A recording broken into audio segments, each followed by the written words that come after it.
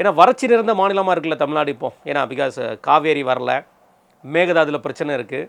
அதெல்லாம் ஒரு புறம் இருந்தாலும் பரவாயில்ல, தியேட்டரில் இப்படி குளமாக தேங்கி இருக்கட்டும் அப்படின்னு சொல்லி நம்ம தமிழக வெற்றி கழகத்தோட சார்ந்த அமைச்சர்கள் பண்ண கூத்துகள் தான் அந்த கூத்துகள்.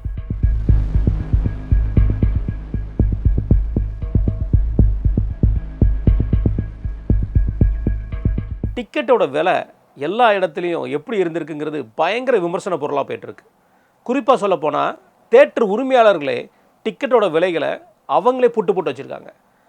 உங்களுடைய தயாரிப்பு நிறுவனத்தை கூப்பிட சொல்லுங்கள், அவங்க தான் டிக்கெட்டு விலையை நிர்ணயிக்காங்க அப்படிங்கிறாங்க.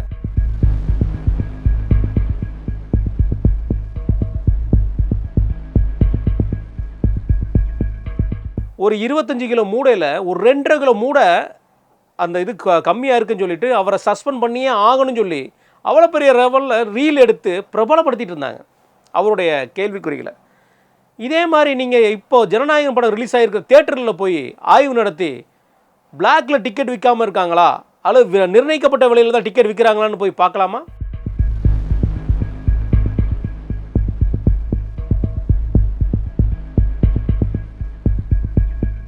சோனம் வாங்சுக் அவர்கள் தன்னுடைய உண்ணாவிரத்தை வாபஸ் வாங்கிட்டார். நான் உண்ணாவிரத்தை இருந்து வெளியே வந்துக்கிறேங்கிற வார்த்தையை சொல்லியிருக்காரு. இப்போ சிஜேபியோட நோக்கம் என்ன?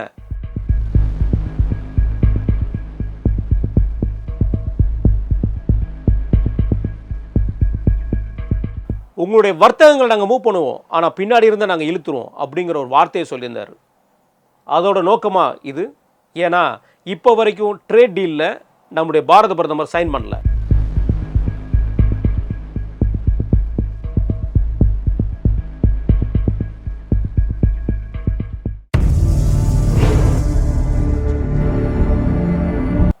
அனைவருக்கும் வணக்கம். நேற்று 2 சம்பவங்கள். ஒன்று நம்ம தமிழ்நாட்டில் நடந்தது, இன்னொன்று இந்தியா லெவலில் நம்ம பார்த்துட்ருக்கிற ஒரு விஷயம், சிஜேபியோட போராட்டம். இன்றைக்கு சோனம் வாங்சுக் அவர்கள் அவருடைய உண்ணாவிரத போராட்டத்தை கைவிட்டிருக்கிறாரு, முடிவுக்கு கொண்டு வந்திருக்கிறார். காரணம், ஜேபி நட்டா அவர்கள் நேரடியாக போய் கொடுத்த வாக்குறுதிகள். இதை விவாதத்தில் நாங்கள் எடுத்துக்கிறோம் நாடாளுமன்றத்தில் அப்படின்னு சொல்லியிருக்கிற விஷயத்தை நோக்கி நகர்ந்திருக்கு இந்த சிஜேபியோட போராட்டத்தோட நோக்கங்கள். சரி, நேற்று தமிழ்நாட்டில் நடந்த அந்த சம்பவம் தேம்பி தேம்பி அழுதாங்க. யாருங்க அப்படின்னு சொல்லி பார்த்தீங்கன்னா, குளம் மாதிரி ஆயிடுச்சு. பாதி தேட்டரில் எல்லோரும் அடுத்தடுத்த ஷோ போகும்போது ஷூவெல்லாம் கழட்டி வச்சுட்டு பேண்டெல்லாம் மேலே தூக்கிட்டு போய் ட்ரெஸ் எல்லாம் மேலே தூக்கிட்டு போகிற அளவுக்கு தனியாக இருந்திருக்கு. என்னாச்சு? ரூட்டை சொல்லாம எப்படி? என்ன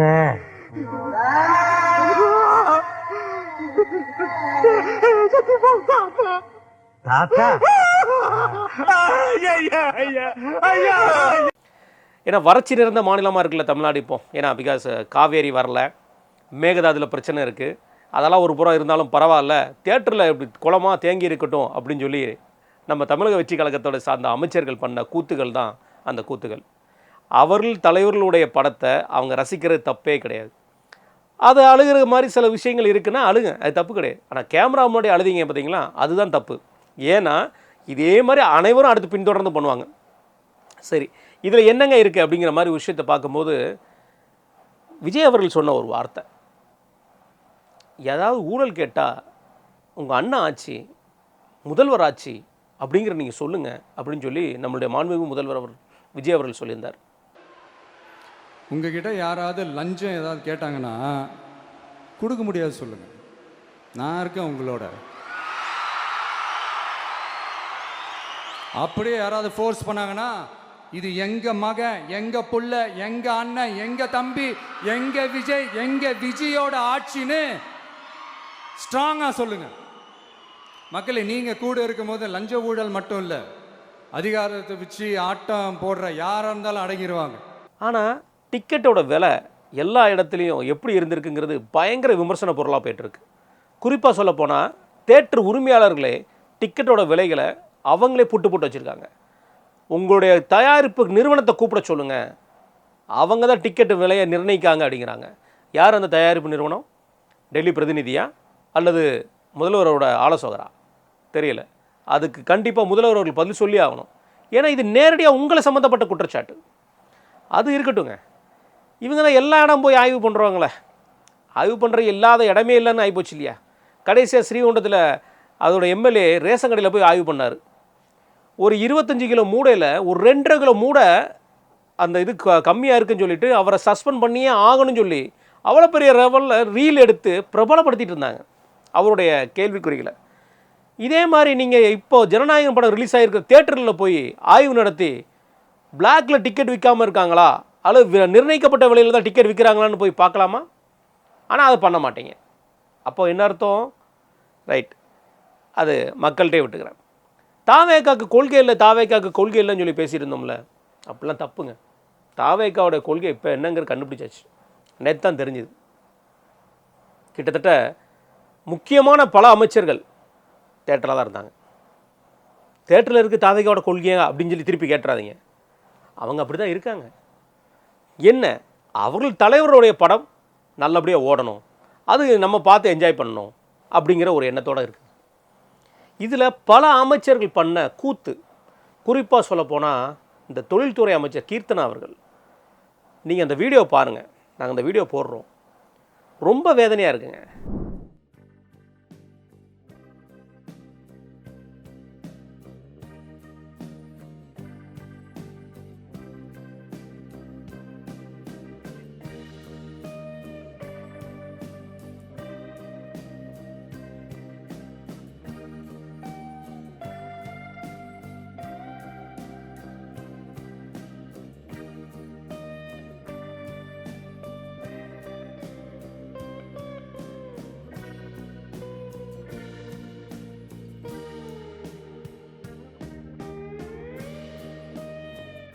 திமுக கிட்ட எப்போவுமே ஒரு பண்ணையார் தோரணை உண்டு. அதே தோரணையோட தாவேக்கா வளம் வர்றதை நினச்சி பார்க்கும்போது ரொம்ப கேவலமாக இருக்குது. ஏன்னா கீர்த்தனா அவர்கள் வந்து படம் முடிஞ்சிட்டு வராங்க, கேட்டுக்கு வெளியே மக்கள் இருக்காங்க, கேட்டை திறந்து கொடுக்கலாம், அவங்களுக்கு போலீஸ் பாதுகாப்பும் இருக்குது, ஆட்களோடு இருக்கீங்க, அவ்வளோ மக்கள் கூட்டமும் கிடையாது. ஆனால் நீங்கள் கேட்டு கம்பி வழியாக கொடுக்குறீங்க. இதுதான் நீங்கள் மக்கள் நடத்துகிற விதமா? அங்கேருந்து ஒருத்தர் சொல்கிறாரு அமைச்சருங்கன்னு சொல்லி சொல்கிறாரு. அப்போ அந்த அமைச்சருங்கிற வார்த்தை உங்களுக்கு பெருசாக பார்க்கப்படுதா? இல்லை நான் அமைச்சர் தான், உங்களுடைய அமைச்சர்னு சொல்லி கேட்டை திறந்து நீங்கள் கொடுத்துருக்கலாமே. எதுலங்க இப்படி நீங்கள் வந்துட்டுருக்கீங்க? தாவேக்காவுடைய தோரணையை பார்க்கும்போது கூடிய சீக்கிரத்தில் திமுகவுடைய மிகப்பெரிய லெவலில் கெட்ட பேராக வாங்கிடுவாங்கங்கிறத நம்பிக்கை நமக்கெல்லாம் வந்துடுச்சுங்க. முதல்வர் அவர்கள் வந்து அவருடைய வேலையை திறன்பட செய்கிறார். அவர் செய்யக்கூடிய வேலைகள் பல விஷயங்கள், மக்களை வந்து சென்றடையாத விஷயங்கள் நிறைய இருக்குது. சில சமிக்கைகள் மூலமாகவும் நமக்கு தெரிய வருது, சில இன்ஃபர்மேஷன் கிடைக்கிற விஷயத்தில் பார்க்கும்போது நல்லா பண்ணுறார். காவேரி விஷயத்தில் கூட இன்றைக்கு ஒரு முடிவு எடுத்திருக்கிறாரு, கர்நாடகாவுக்கு போகலான்னு. இந்த மாதிரி பல விஷயங்கள் அவரோட மைண்டில் இருந்துகிட்டே இருக்குது. குறுகிய காலகட்டத்தில் நம்மளால் உறுதியாக சொல்ல முடியும், முதல்வர் அவர்கள் குறுகிய காலகட்டத்தில் ஓரளவுக்கு அவர் தயாராகிடுவார் தான் தமிழ்நாட்டு முதல்வர் என்பதை உணர. அது எவ்வளோ நாள் ஆக போகுதுங்கிறது அவங்க கட்சிக்காரங்களும் அமைச்சர்களும் கொண்டு போகிற விதம் தான். ஆனால் அவர்கிட்ட ஒரு முன்னெடுப்பு இருந்துகிட்டே இருக்குது. ஆனால் மற்ற எல்லாருமே ரொம்ப மோசமாக போயிட்டுருக்கீங்க. நீங்கள் எப்படி எம்எல்ஏ ஆனீங்க, எப்படி அமைச்சர் ஆனீங்க, உழைச்சி ஆயிருக்கீங்களா அப்படிங்கிற பார்த்தீங்கன்னா பல கேள்விக்குறிகள் இருக்குது.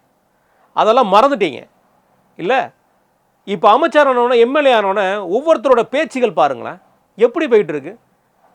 கதர்துறை அமைச்சர் விஜய் பாலாஜி அவர்கள் 2 நாட்களுக்கு முன்னாடி பேட்டி கொடுக்குறாரு.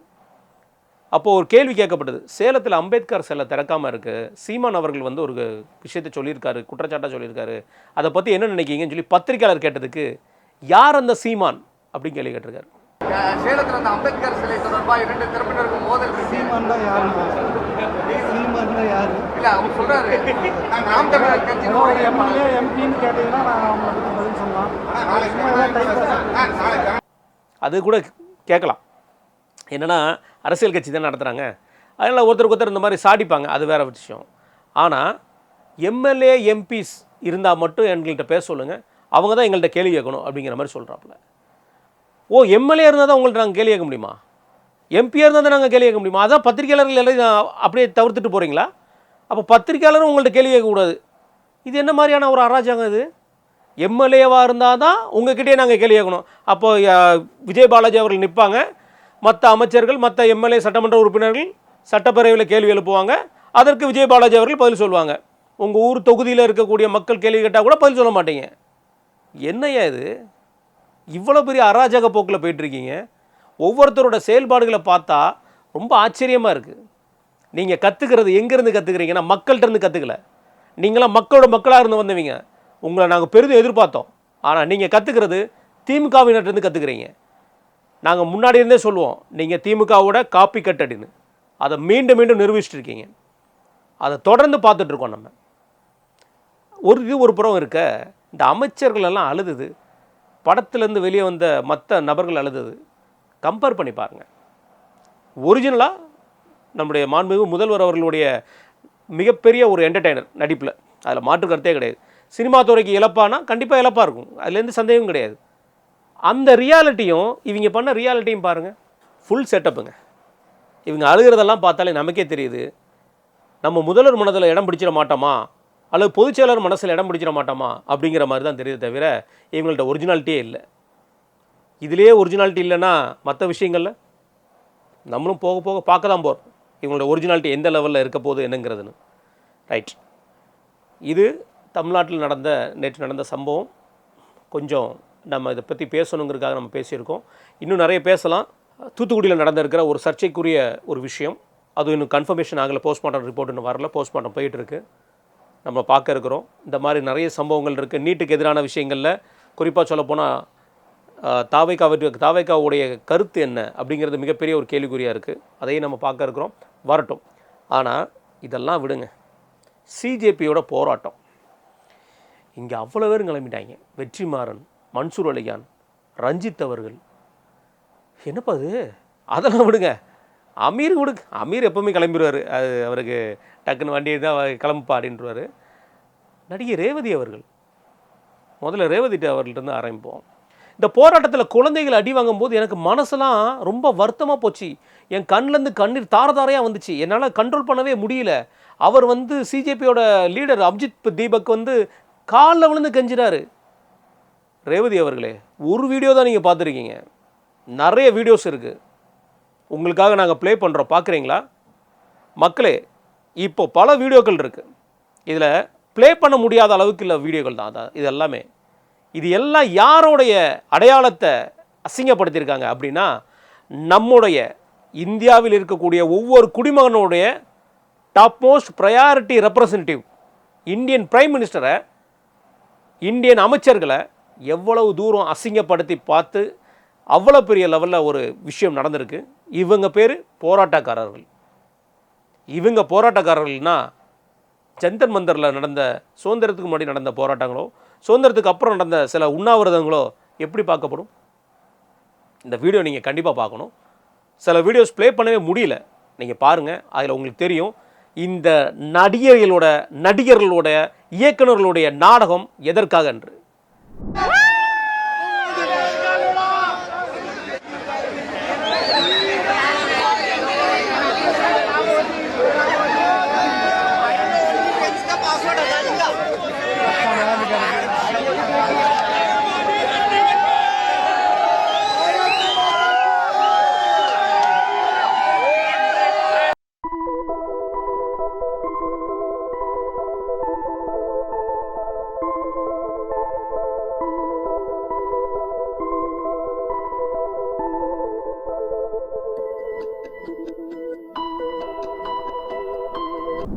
நீட்டோட நடந்த முறைகேடுக்காக நடத்தப்பட்ட போராட்டத்துக்கும் இவங்க நீட்டே வேண்டாம் கிடைச்சி இப்போ ஒரு சான்ஸு அப்படின்னு சொல்லிட்டு இவங்க நடத்துகிற அந்த நாடகத்துக்கும் நடுவில் பொதுமக்கள் என்னன்னு தெரியாமல் மாட்டிக்கிறீங்க, சிக்கிக்கிறீங்க.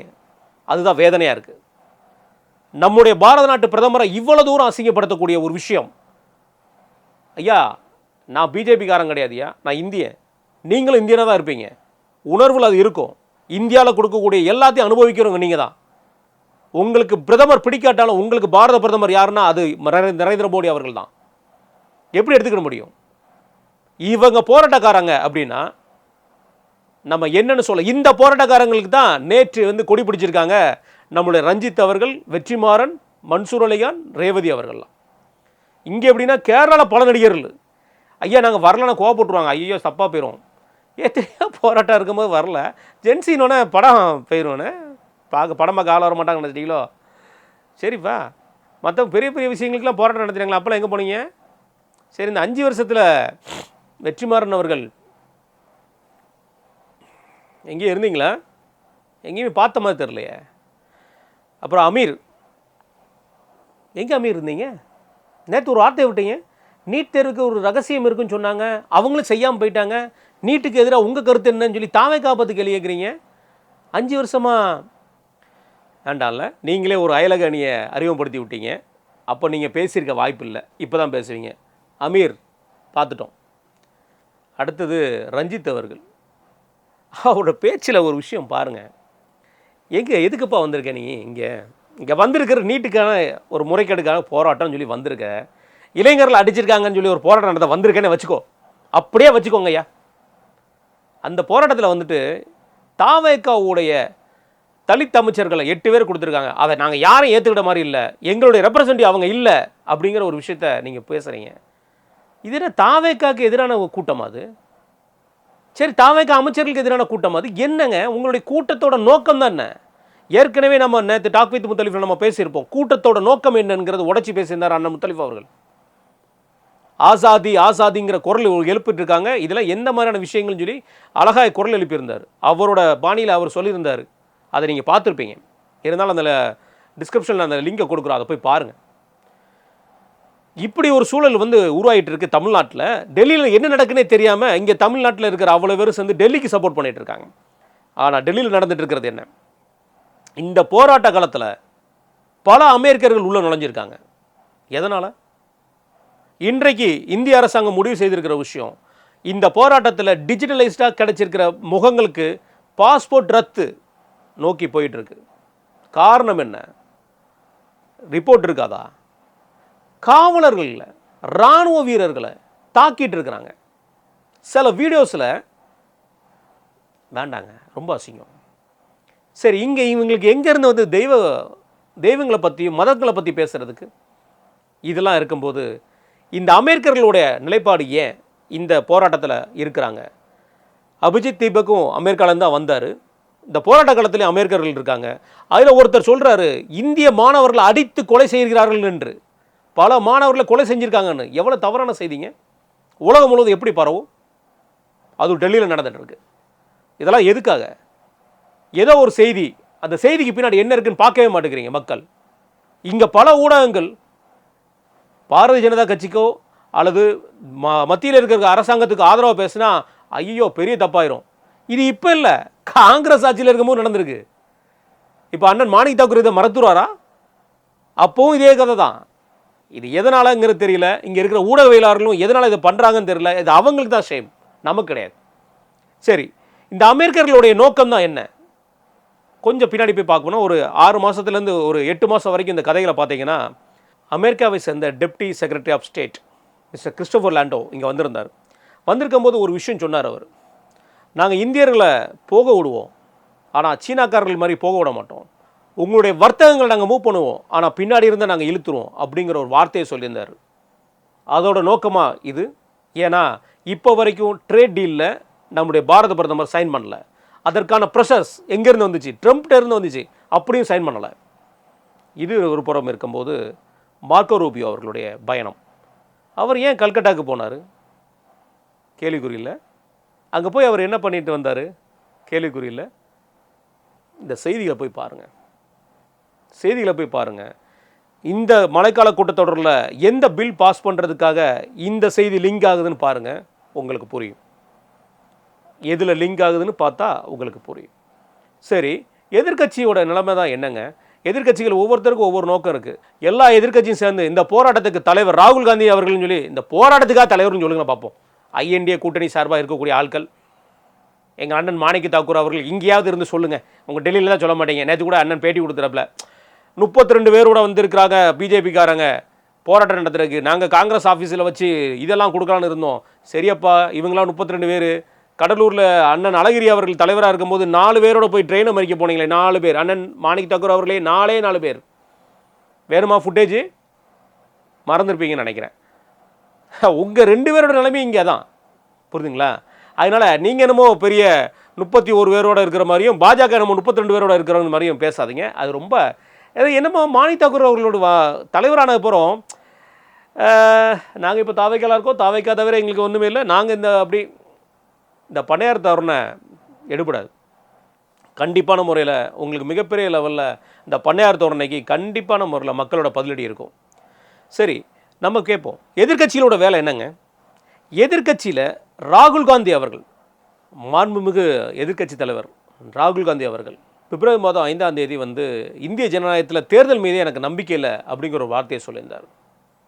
யார் பார்த்தீங்களா? நமக்கு சுதந்திரம் வாங்கி கொடுத்த கட்சி, 50 ஆண்டுகளுக்கு மேலே நம்மளை ஆண்டவங்க சொல்கிற வார்த்தை. இன்றைக்கு அவர் தான் ஐடல் ஆஃப் தி காங்கிரஸ். எப்படி எடுத்துக்கிறது? சைனா கூட ஒரு பக்கம் அமெரிக்கர்கள் கூட ஒரு பக்கம். ஏன் ஒவ்வொரு நாட்டுக்கும் அவர் போகும்பொழுது இளைஞர்களை சந்திக்கும் போது இந்தியாவில் இறையாண்மை பாதிக்கப்படுகிறது பேசக்கூடியவர் தான் நம்முடைய எதிர்க்கட்சி தலைவர் ராகுல் காந்தி அவர்கள். சரிங்க, அவ்வளோ தூரம் நம்ம போக வேண்டாம். அவருடைய ஆலோசகர் யோகேந்திர யாதவ் அவர் என்ன சொன்னார் தெரியுமா உங்களுக்கு? மக்களே, அவர் என்ன சொன்னார் தெரியுமா? இதெல்லாம் செய்தியில் இங்கே வர்றதே கிடையாது. வேதனைக்குரிய விஷயம். இந்தியாவுடைய தேர்தல், இந்திய ஜனநாயகத்தை இனி தேர்தல் முடிவு செய்யாது, சாலை தான் முடிவு செய்யும், போராட்டங்கள் முடிவு செய்யும் சொன்னது யோகேந்திர யாதவ். யார் அவர்? ராகுல் காந்திக்கும் காங்கிரஸுக்குமே ஆலோசகர். இதை இன்றைய வரைக்கும் காங்கிரஸ் மறுத்தது கிடையாது. இது அவருடைய கருத்தும் கூட சொன்னது கிடையாது. போராட்டங்கள் மூலமாக தான் ஆட்சி அமைக்க முடியும்னு முடிவு செய்கிறதா காங்கிரஸ்? என்ன நடந்துட்டு இருக்குங்க? இந்திய ஜனநாயகத்தை பாழாக்கிட்டு இருக்காங்க. அமைதியாக இருந்தது ஒரு பிரளயத்தை கிளப்பி விட்டுருக்காங்க. இந்த அபிஜித் தீபக்கை பற்றி நிறைய விஷயங்கள் வெளியே வருது. நேற்று கூட போராட்ட களத்தில் நாங்கள்லாம் அடி வாங்கும் போது எங்கே போனீங்கன்னு சொல்லி மிகப்பெரிய லெவலில் கேள்விகள்லாம் எழுப்பி ஆர்ப்பாட்டமே நடந்திருக்கு. போராட்டங்கள் இப்போ கொஞ்சம் கொஞ்சமாக செதஞ்சிட்ருக்கு. சரி, இந்த போராட்டத்தோட நிலைமை இப்போ என்ன? சோனம் வாங்சுக் அவர்கள் தன்னுடைய உண்ணாவிரதத்தை வாபஸ் வாங்கிட்டார். நான் உண்ணாவிரத்தை இருந்து வெளியே வந்துக்கிறேங்கிற வார்த்தையை சொல்லியிருக்காரு. இப்போ சிஜேபியோட நோக்கம் என்ன? இன்றைக்கு உங்களுக்கு தெரியும். சிஜேபியோட நோக்கம் என்னெல்லாம் இருக்குது? நீட்டை தவிர மீதி எல்லாமே இருக்குது. இளைஞரில் ஏங்க இப்படி பண்ணுறீங்க? ஒரு குழந்தை கையில் ஒரு போர்டை வச்சு நிற்குதுங்க. ஒரு குழந்தை கையில் ஒரு போர்டை வச்சு நிற்குது. அதை தயவு செய்து பாருங்கள். வேதனையாக இருக்குது. இதுதான் நீங்கள் இன்றைக்கு உள்ள இளைஞர்களை உருவாக்குறீங்களா? இவர்களுடைய பெற்றோர்கள் இதெல்லாம் பார்க்க மாட்டாங்களா? இதுதான் ட்ரெண்டிங்கான விஷயம்.